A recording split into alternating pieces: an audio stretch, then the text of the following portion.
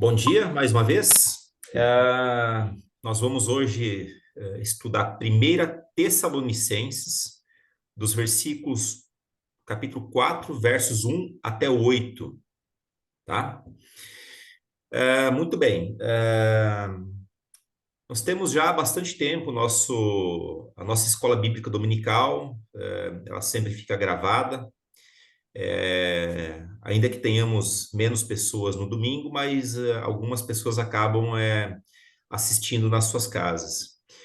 E além de transmitir conhecimento, a gente ainda consegue ter um bate-papo, e isso traz uma característica de um discipulado, né?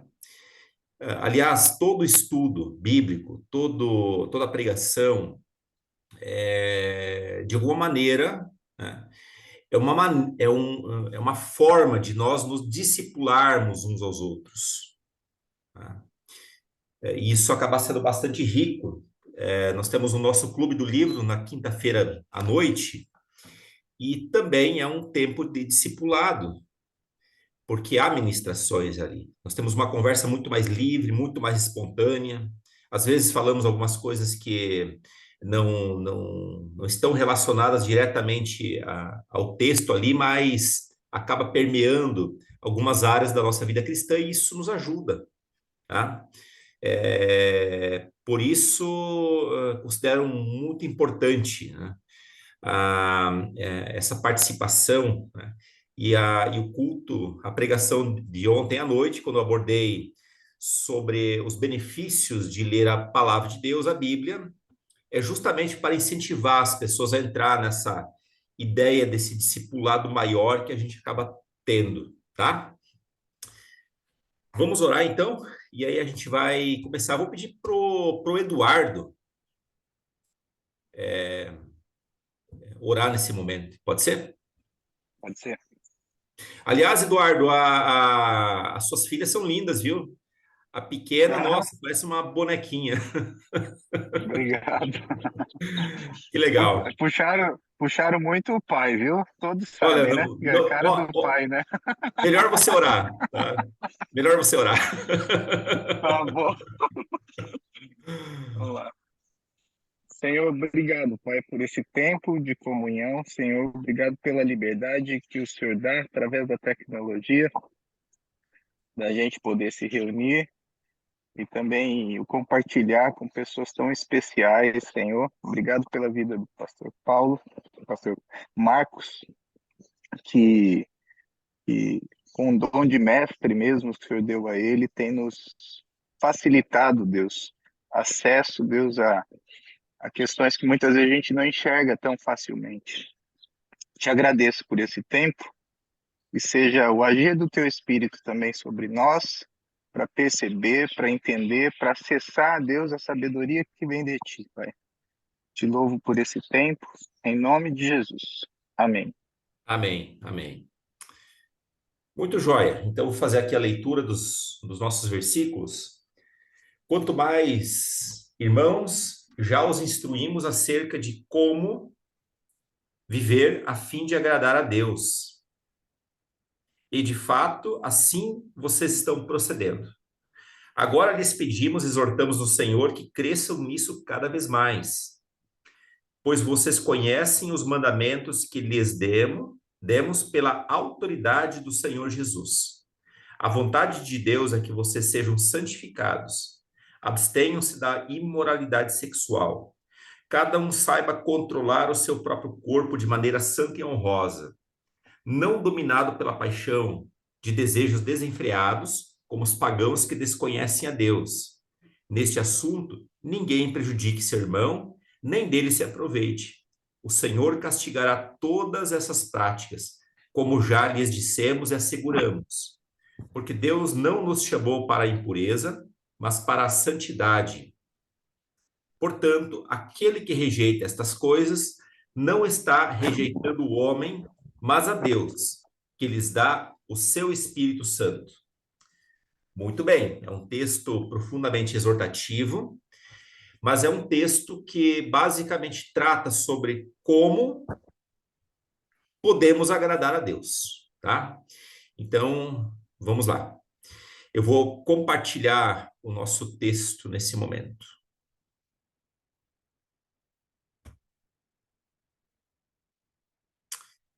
Bem, meus irmãos, o tema geral dos próximos versículos é viver para agradar a Deus. E todos nós queremos, de alguma maneira, agradar a Deus. Muitas vezes nós não sabemos como vamos fazer isso, mas a Bíblia traz muitas orientações. Ninguém nasce sabendo como agradá-lo. Ao contrário, nossos corações são sempre dispostos para o mal, principalmente antes da nossa conversão. Nós nascemos em pecado. Nós somos desesperadamente pecadores, corruptos. Então, nós precisamos aprender como a gente vai agradar a Deus. Quando nós nos convertemos, trazemos conosco a cultura do mundo, com os seus vícios e suas formas de agir em relação aos outros. Vamos lembrar que a igreja de Tessalônica era uma igreja que estava dentro de uma cultura maior. Tessalônica era uma cidade portuária muito grande, uma metrópole para aqueles tempos. E como toda área portuária, havia muita prostituição, muito roubo, talvez assassinato, crimes que a gente vê também hoje, víamos também existia naquele período. Então, por vezes, quando já convertidos, vivemos uma teologia errada que ensina que podemos agradar a Deus por meio das obras que fazemos, ou por meio do cumprimento da lei, ou de rituais religiosos. Olha só, antes da conversão, a gente não conseguia agradar a Deus, porque nós não tínhamos Jesus. Só que após a conversão, muitas vezes nós não sabemos ou não conseguimos agradar a Deus, porque também somos mal ensinados, mal orientados, até por uma teologia que é equivocada. Então, a Bíblia nos ensina, desde o Antigo Testamento, que obras sem obediência aos seus princípios só servem para mascarar intenções equivocadas ou pecaminosas do coração. Aí nós temos um exemplo, que é Saul, que desobedeceu a Deus. Certa vez Deus mandou que então Saul destruísse os amalequitas com tudo que eles tinham. Mas Saul manteve o seu rei, Agag, juntamente com as ovelhas vivas.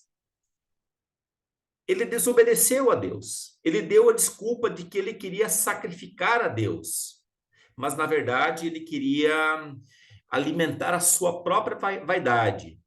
E essa desobediência praticamente resultou na derrocada do seu reino.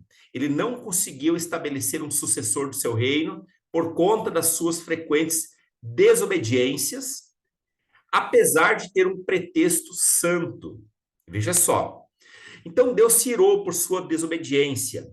Os fariseus mais radicais do tempo de Jesus também faziam ofertas consideráveis para o templo e até oravam nas esquinas das praças. Olha só, Jesus condenou a atitude deles, não pela ação em si, não porque eles dizimavam, não porque eles contribuíam, tudo isso fazia parte da lei judaica, mas porque as ações deles, tanto as ofertas, as contribuições, mas também as orações, elas não provinham de uma intenção correta. Eles faziam orações nas esquinas das praças, não para honrar a Deus, mas para serem vistos, para terem os seus egos massageados. Então, desse modo, precisamos ser sistematicamente instruídos sobre o modo como agradar a Deus.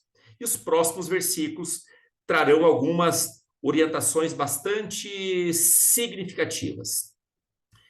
E aí Paulo começa dizendo o seguinte: quanto ao mais, irmãos, já os instruímos acerca de como viver a fim de agradar a Deus. E, de fato, assim vocês estão procedendo.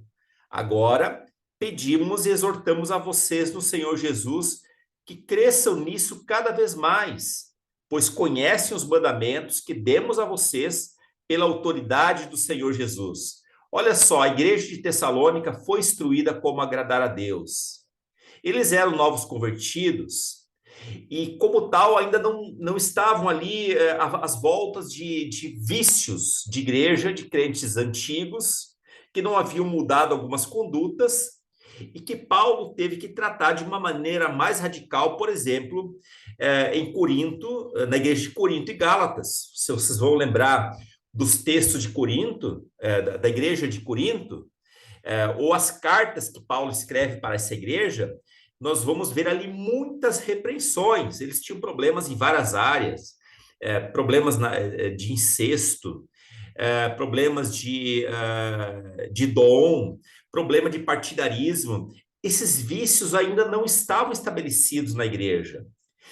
Vocês observem bem que lá no início do versículo, Paulo diz: quanto ao mais, irmãos, já os instruímos acerca de como viver, a fim de agradar a Deus, e de fato, vocês estão agradando a Deus. Vocês estão procedendo de tal modo que vocês agradam a Deus na conduta de vocês.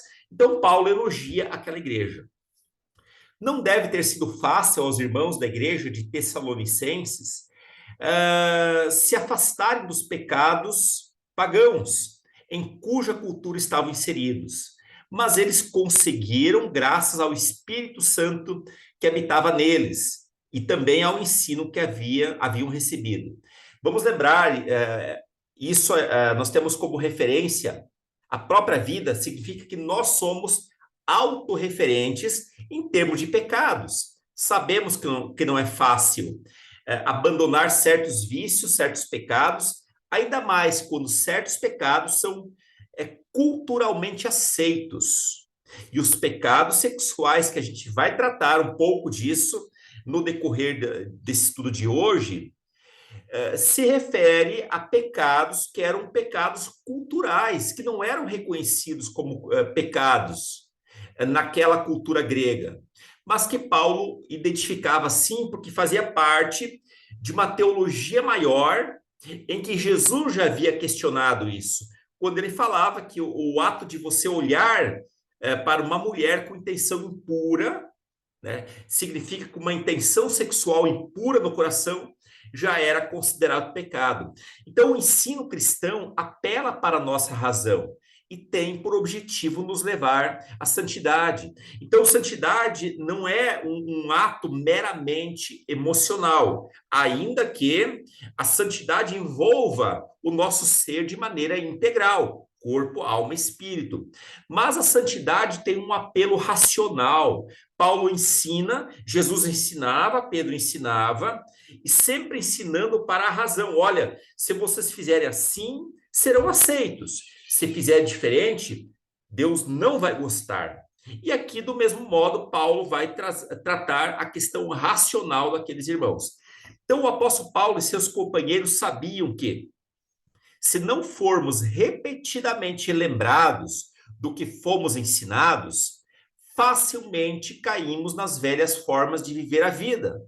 Por essa razão, Paulo os exortou que crescessem cada vez mais no modo de agradar a Deus. Hernandes Dias Lopes diz que a igreja de Tessalônica os irmãos ali da igreja haviam feito progressos na vida espiritual, mas precisavam continuar progredindo de forma mais expressiva na busca de agradar a Deus. Quer dizer, eles já estavam agradando, Paulo já estava os elogiando, mas eles ainda precisavam crescer, porque a régua de Jesus, os parâmetros de Deus são muito elevados.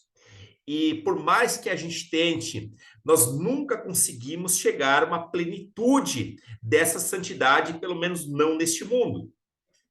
Então, uma vida que agrada a Deus deve ter a fé nele como suporte mais importante. Quer dizer, é impossível, sem fé, agradar a Deus.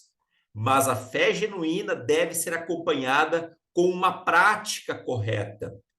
Uma fé genuína sempre vai ser acompanhada de uma prática genuína. Trata-se aqui de uma boa conduta que devemos ter enquanto cristãos. O comentarista alemão Werner de Boer diz que a conduta não era algo secundário, mas o principal objetivo do intenso cuidado pastoral. Significa que fé e obras, fé e conduta, vamos entender obras agora como conduta, percebidas por meio da conduta, sempre andam juntas. Então, fé e obras percebidas por meio da conduta precisam andar juntas. As obras dão testemunho sobre a fé que nós temos. No entanto, jamais as obras por si só substituirão a fé necessária para a salvação. Isso é muito importante pontuar, justamente porque nós estamos às portas de comemorar mais um ano da Reforma Protestante. A Igreja Católica daquele tempo preconizava as obras como requisito para a salvação. As obras, obviamente, feitas dentro de um contexto católico maior. O que Lutero percebeu? Ele percebeu pela leitura da Bíblia que o meio para a salvação não são as obras, a prática das obras, prática da caridade. Entendemos que obras aqui tem a ver com caridade, tem a ver com doação, tem a ver com contribuição financeira de qualquer natureza. Então, salvação não tem a ver com essas obras, mas tem a ver com a nossa fé genuína no sacrifício, naquilo que Jesus fez por nós na cruz. Mas depois disso, conforme Tiago também vai pontuar na sua carta, fé sem obras é morta. Então, se eu digo que eu tenho fé, as minhas obras necessariamente precisam acompanhar a fé que eu digo que eu tenho. Então, uma conduta cristã correta, ela precisa andar junto com a fé que eu menciono que eu tenho. Então, os irmãos de Tessalônica conheciam os mandamentos que foram dados pela autoridade de Jesus. E esses mandamentos eram orientações que deveriam seguir. O autor citado, o Werner de Boer, diz que os mandamentos dados aos tessalonicenses não se originaram de uma lei qualquer, mas se originaram pela autoridade do próprio Senhor Jesus. E esses irmãos saíram do paganismo quando se converteram. E agora precisavam aprender como viver a vida cotidiana de modo a agradar a Deus. Porque ser cristão implica em uma nova ética. Se trata de uma salvação sobrenatural, sim, mas ser cristão também implica numa salvação já neste mundo, com a nossa influência em termos de conduta aqui neste mundo. Significa que nós vamos contra a correnteza, nós tentamos mudar o curso das águas, o curso natural, aquele curso que leva a humanidade para o abismo, nós tentamos mudar esse curso com a nossa atividade, ou pelo menos tirar algumas pessoas desse curso natural do mundo. Então, como crentes, eles deviam se afastar completamente do pecado, ainda que alguns pecados ali, eles eram aplaudidos culturalmente. Hernandes Dias Lopes diz que o pecado de um crente é pior do que o pecado de um incrédulo, pois o seu pecado é consciente. O pecado de um crente é uma rebelião deliberada contra o mandamento recebido. O incrédulo, ele segue naturalmente o curso da vida, o curso natural. Então, para ele, aquilo não é pecado, ele nem entende como pecado. Mas o crente, uma vez ensinado que certas práticas são contrárias àquilo que Deus tem preconizado, então, ao cometer tal pecado, o cristão, ele acaba entrando em franca rebelião contra Deus. Então, o pecado do cristão acaba sendo pior do que o pecado de um incrédulo, sobretudo aqueles pecados contumazes, aqueles pecados que vai se cometendo e a gente já não mais se importa com isso. Quando a mente, então, fica cauterizada, nós não sentimos mais a dor pelo pecado cometido. Então, facilmente a igreja pode cair no legalismo, é verdade. Isso aconteceu no passado e ainda ocorre hoje em dia, quando nós colocamos regras a todo momento, coisas que Deus nem considera como pecado. Não queremos e nem podemos, como cristãos, viver uma vida de legalismo, mas tampouco devemos viver uma vida de liberalismo, quando nós simplesmente concordamos que sejam realizadas práticas que Deus já condenou. Mas precisamos, sim, nem viver o legalismo, nem o liberalismo completo, mas precisamos ter balizas corretas que nos ajudem em nossa vida cristã. Por balizas corretas, interessante que a gente, indo de Pompeia a Marília, percebemos que a pista está sendo remodelada, consertada, melhorada, e há balizas que indicam o caminho que nós devemos seguir. Essas balizas são muito importantes, porque elas nos protegem de cairmos em algum poço, em algum buraco, em algum local onde, por exemplo, um viaduto está sendo construído. Então, se nós não temos balizas, principalmente à noite, teremos muitas fatalidades. Amados, a Bíblia cristã, a nossa Bíblia, aquilo que nós temos como nosso alimento espiritual, é uma baliza perfeita para evitar que venhamos a cair em situações complicadas do nosso dia a dia. Os versos 3 a 5, o apóstolo Paulo e também os seus amigos, né, Silas e Timóteo, ou Silvano e Timóteo, escreve o seguinte: a vontade de Deus é que vocês sejam santificados, abstenham-se da imoralidade sexual, cada um saiba controlar o seu próprio corpo de maneira santa e honrosa, não dominado pela paixão dos desejos desenfreados, como os pagãos que não conhecem a Deus. Então a vontade de Deus era muito clara, eles deveriam ser santificados. O modo como podemos agradar a Deus é por meio de uma vida de santidade. Mas para vivermos dessa forma, precisamos obedecer a alguns critérios. E isso é prático. Isso não tem a ver com emoção. É uma questão prática. No caso deles, abster-se da imoralidade sexual. Saber controlar o próprio corpo de maneira santa e honrosa. E não se deixar ser dominado pelas paixões dos desejos desenfreados, como ocorre com as pessoas que não conhecem a Deus. Então, basicamente, nos 3 versículos citados, o apóstolo Paulo trata de problemas sexuais contrários à vontade de Deus. Hernando Dias Lopes diz que a vida sexual no período greco-romano era um caos generalizado, parecendo que a vergonha havia desaparecido da terra. A prostituição era legalizada. E mais, a prostituição era exaltada. Haviam prostitutos cultuais naquela época. E isso trazia uma grande dificuldade ao ministério de Paulo, sobretudo porque fazia parte da cultura grega. Fazia parte. Então, dizer que aquela cultura estava errada e fazer com que as pessoas se convencessem disso não era um trabalho simples, não era um trabalho meramente humano. Se não houvesse a intervenção do Espírito Santo, as pessoas fatalmente jamais mudariam. Então, a prostituição era vinculada com a religião. Ela tinha vínculo estreito com a religião. Religião e prostituição é a mesma coisa.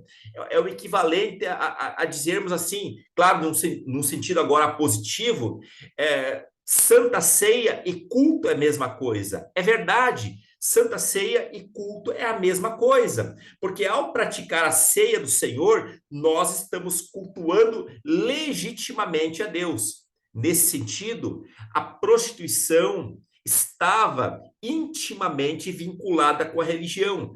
Havia muitos templos com sacerdotisas que eram chamadas de prostitutas sagradas ou prostitutas cultuais. O templo de Afrodite, em Corinto, que era uma cidade grega, tinha milhares de prostitutas. Existia na Grécia o deus Eros, o deus do sexo. Em Atenas, até hoje, há estatuetas escandalosas com cenas eróticas sendo vendidas nas lojas e assim alimentando essa crendice pagã. Tessalônica, como cidade grega, estava encharcada com toda essa avalanche de moralidade. A igreja tinha saído do meio dessa sociedade promíscua e vivia nesse contexto. Por isso, Paulo escreveu esse capítulo para orientar a igreja acerca da santidade do sexo. O sexo ele é uma bênção dentro do contexto legítimo do casamento. Fora disso, ele se torna uma maldição. Fora disso, ele se torna uma maldição. O sexo ele é bom dentro do casamento entre pessoas do sexo antagônico uma a outra, ou seja, entre um homem e uma mulher. Fora disso, se torna um problema grave e que Deus condena. Geralmente damos um tom sobrenatural e até emocional à santificação. Achamos que isso sempre tem que ser acompanhado de choro, de lamento, de contrição. De fato, os aspectos sobrenaturais e emocionais estão presentes. Vamos lembrar que somos seres integrais e a emoção faz parte de uma natureza integral. No entanto, a santificação apresentada por Paulo, ela é prática. Trata-se de se abster das coisas que desagradam a Deus.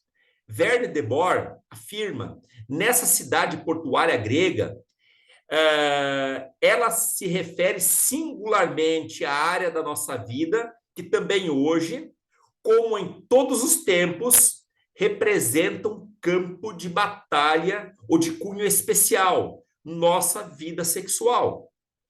No mundo helenista, no mundo grego daquele tempo, as relações sexuais, na prática da lascívia, eram um direito óbvio ao homem. Os problemas citados por Paulo continuam sendo um problema hoje em dia, mas são aumentados em razão das formas virtuais de se cometer pecados sexuais. E junto com essas questões dos pecados sexuais, temos o hedonismo, temos o narcisismo, que é um apelo exagerado à beleza do corpo, tá certo? E junto com isso vem a questão da sedução. Não digo com isso que pessoas que frequentam a academia estão preocupados necessariamente com a sedução, mas geralmente tem um traço muito acentuado de um cunho sexual. Então, significa que as orientações que Paulo deu são válidas em nosso tempo. Continuamos a ser exortados a abster-nos da imoralidade sexual, a controlar o próprio corpo de modo santo e honroso, e não se deixar dominar por desejos lascivos. Então, talvez você se pergunte, pastor, então quer dizer que na academia fazer exercício físico é um problema? Não em si, não em si. Se a intenção é ir na academia para você fortalecer o seu corpo, buscando com isso a saúde, é legítimo, é bom, é honroso.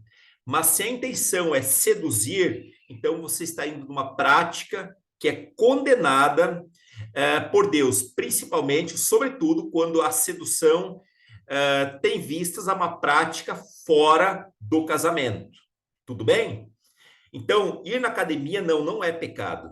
A questão sempre é a intenção que a gente faz isso. Os versos 6 ao 8, o apóstolo Paulo diz o seguinte: neste assunto ninguém prejudique o seu irmão, nem dele se aproveite. O Senhor castigará todas essas práticas, como já dissemos e asseguramos, porque Deus não nos chamou para a impureza, mas para a santidade. Portanto, aquele que rejeita estas coisas não está rejeitando o homem, mas a Deus, que lhes dá o seu Espírito Santo. Somos exortados a não prejudicar ninguém no campo da sexualidade.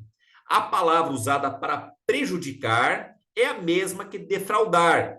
E já vamos explicar o que significa isso, e o Hernandes Dias Lopes vai nos ajudar nesse sentido.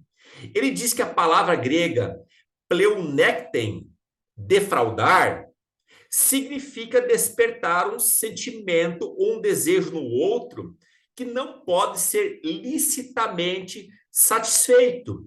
Isso é defraudar, isso é prejudicar o irmão no campo sexual. É você gerar no coração de uma outra pessoa um desejo sexual que não pode ser satisfeito. Aí que é muito importante cuidarmos do nosso vestuário, do nosso linguajar, do nosso comportamento, para não seduzir ou não trazer no coração do outro um desejo que nós não vamos poder cumprir. Então, a palavra grega, então, defraudar, significa despertar um sentimento ou desejo no outro que não pode ser licitamente satisfeito. É ir além, ultrapassar os limites. Significa tirar o melhor proveito que puder da situação. É tentar ganhar egoisticamente mais, a qualquer custo e por todos os meios, independentemente dos outros e dos seus direitos. Defraudar, então, é tirar vantagem de outras pessoas mediante um comportamento sensual, libidinoso, provocativo, e eu depois não vou conseguir prover isso, tá? Porque isso está fora de um contexto de casamento. E como que a gente defrauda o outro? É por meio de uma sensualidade, por meio de uma vida em que usamos o corpo de uma maneira provocativa, sensual. E a Bíblia, a palavra de Deus, condena esse tipo de prática. Facilmente. E vamos lembrar o seguinte: o namoro é um campo muito fértil para que a defraudação aconteça. Um casal de crentes que namoram. Eles sabem que não podem ter relação sexual antes do casamento, mas acabam, às vezes, entrando numa situação, às vezes, muito calorosa e que não vão poder dar continuidade, provocando excitação na namorada, ou no noivo, na noiva. Então, é muito importante tomar muito cuidado para não pecar nessa área, levar o outro a ter desejos sexuais que não vão poder ser satisfeitos dentro de um contexto cristão. Facilmente podemos ser convencidos a usar de expedientes pagãos a fim de satisfazer determinadas paixões carnais. Os irmãos da igreja de Tessalônica já haviam sido exortados sobre o castigo de Deus que resultaria de tais práticas, e agora, mais uma vez, eles eram advertidos. Deus havia chamado aquelas pessoas para a santidade. Werner de Boer afirma: o nosso egoísmo impele-nos poderosamente a buscar tanto o ganho erótico como o pecuniário. Pecuniário aqui é ganho financeiro, principalmente quando pode acontecer de forma hábil e oculta. O autor citado diz que a experiência do cuidado pastoral frequentemente há de confirmar isso. Na vida de um ser humano, a avareza e a impureza sexual estão muitas vezes interligadas. Um exemplo muito fácil é quando se tem uma família carente e alguém começa a fazer doações financeiras, muitas vezes no contexto de igreja, tá? E aí, por conta de uma fragilidade financeira do outro lado, essa pessoa busca ganhar favores sexuais de alguém dessa família. Isso pode acontecer, e acontece muitas vezes, tá? Então, por essa razão, o comentarista diz que a avareza, o ganho financeiro e também o aspecto sexual, eles podem andar ali intimamente ligados. Geralmente, pecados na área sexual também resultam em pecados na vida financeira e vice-versa.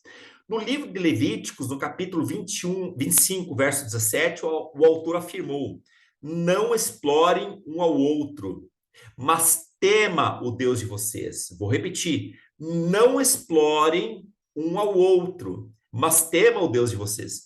Tanto é que, no contexto do Antigo Testamento, era proibido para um judeu que emprestasse algo para o seu irmão cobrasse juros. Ele não podia cobrar juros, porque isso não correspondia a uma atitude de pessoas da mesma família. A palavra continua dizendo o seguinte: eu sou o Senhor, o Deus de vocês. Olha só, o Filho de Deus precisa compreender que ele não pode se aproveitar de ninguém nessas áreas, nem na área financeira, nem na área sexual, sobretudo dos irmãos da fé. Isso inclui também pessoas fora da igreja, né? Não devemos espremer os outros financeiramente, e nem no campo sexual.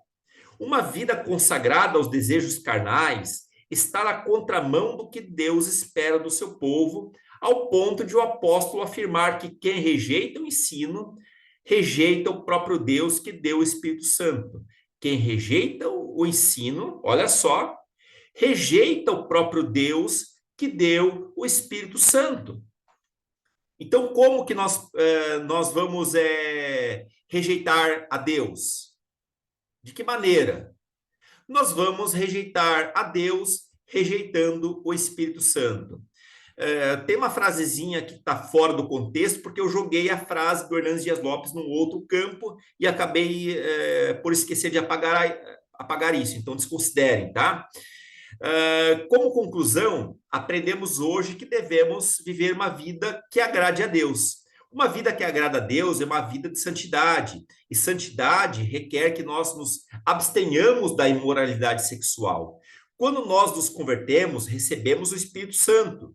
Se nos falta domínio nessa área, precisamos pedir que Deus, por meio do Espírito Santo, nos ajude a dominar o nosso corpo. Um cristão sabe dominar o seu corpo. Ele sabe dominar o seu corpo na questão alimentar, na questão das compras, mas também do ponto de vista sexual. Deus criou o sexo para ser algo bom dentro do contexto do casamento. Que assim venhamos a proceder. Que Deus nos ajude nessas áreas. Agora está com vocês a palavra. Eu vou interromper o compartilhamento e também eu vou interromper a gravação.